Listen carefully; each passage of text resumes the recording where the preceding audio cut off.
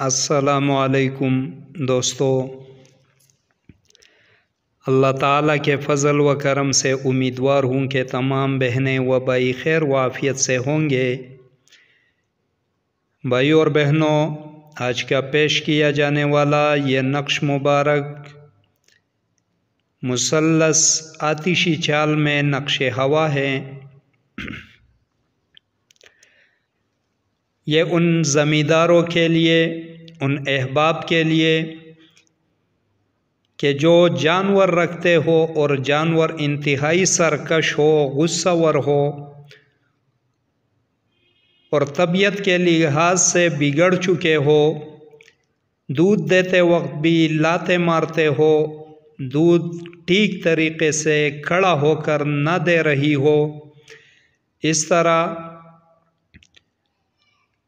बहुत गसीले हो चुके हो, झगड़ालू हो चुके हो, उन्हें सुधारने के लिए इस नक्श मुअज़्ज़म से काम ले लें।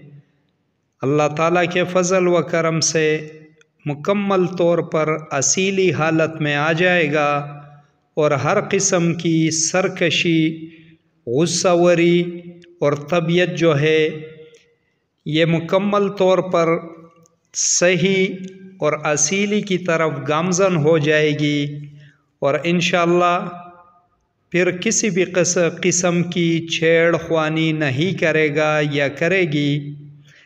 तरीक़ा व तरतीब इस नक्श की यह है कि ये तो आतिशी चाल है।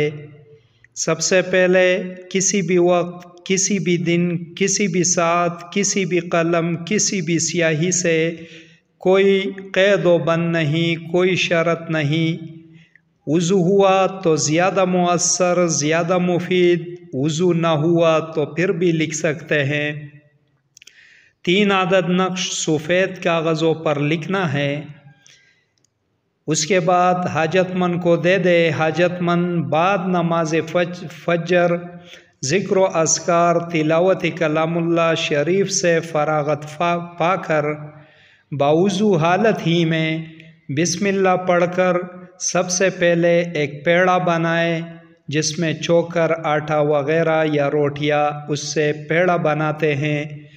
तो पेड़ा बनाकर उसके बीच में ये कागज़ जो है, एक आदत, ये किसी भी तरीक़े से पोल कर या वैसे ही मुट्ठी में जो है गोल कर उसमें रख दें और ये पेड़ा उस जानवर को सूरज निकलने से पहले पहले खिला दें। इस तरह कल को फिर तीसरे दिन को अल्लाह ताला के फ़ज़ल व करम से ऐसी हालत हो जाएगी कि अगर फिर पत्थरों से भी मारोगे, डंडों से भी मारोगे तो किसी भी किस्म की मुज़ाहिमत, जवाबदही, गसीलापन, चिड़चिड़ापन और वहशियानापन, झगड़ालूपन ये कुछ भी इख्तियार नहीं करेगा, सुधर जाएगा और इंशाअल्लाह ज़मींदार तबका, हाजतमंद, सफ़ेद पोश इंसान दुआएं देगा और अल्लाह ताला उन्हें जो है तसल्ली व सुकून वाली ज़िंदगी जानवरों के हक़ में नसीब कर देगा। इसी के साथ इजाज़त चाहूँगा। देखते रहिए रूहानी इलाजगाह, अमलियात गौहर। अल्लाह हाफिज़।